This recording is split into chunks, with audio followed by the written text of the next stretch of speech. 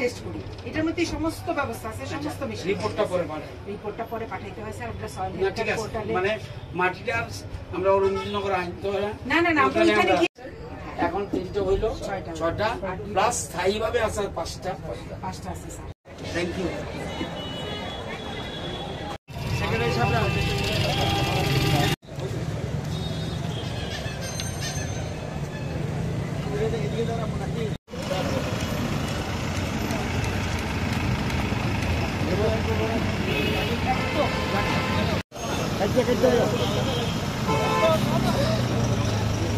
আস্তে আস্তে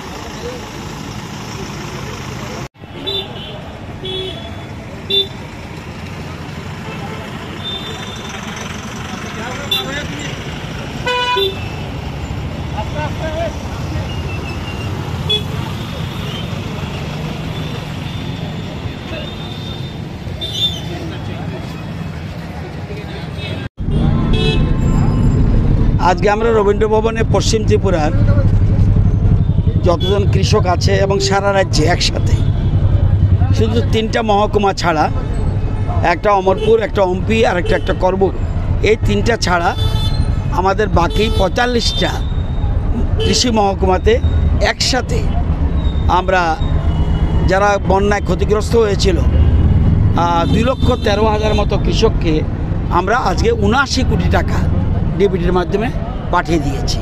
এবং আজকে যে অনুষ্ঠানটা এখানে হয়েছে এটা হলো শুধুমাত্র পশ্চিম ত্রিপুরার, বাকিটাও সারা রাজ্য হচ্ছে।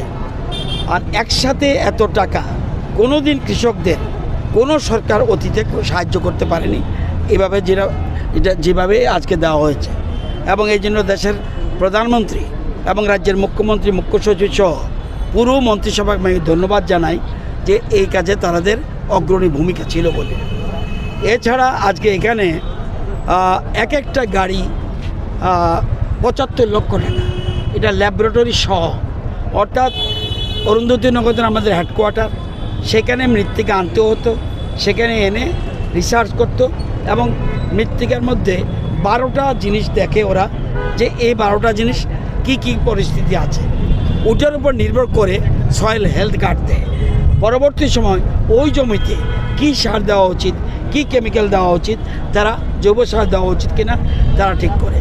এখানে 3টা গাড়ি আমরা 3টা জায়গায় দিচ্ছি, একটা ঊনকোটি, একটা উত্তর ত্রিপুরা, একটা সাউথ ত্রিপুরা।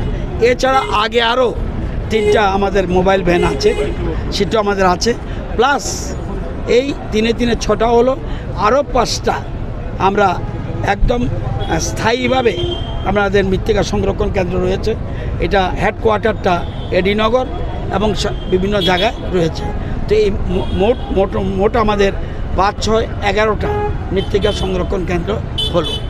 এবং এটা লাভটাই কৃষকরা আসতে হবে না, কৃষকরা কাছে কৃষি দপ্তর গিয়ে পৌঁছাবে, বিজ্ঞানীরা পৌঁছাবে, সেখানে রিসার্চ হয়ে তাদের সয়েল হেলথ কার্ড দেওয়ার ব্যবস্থা।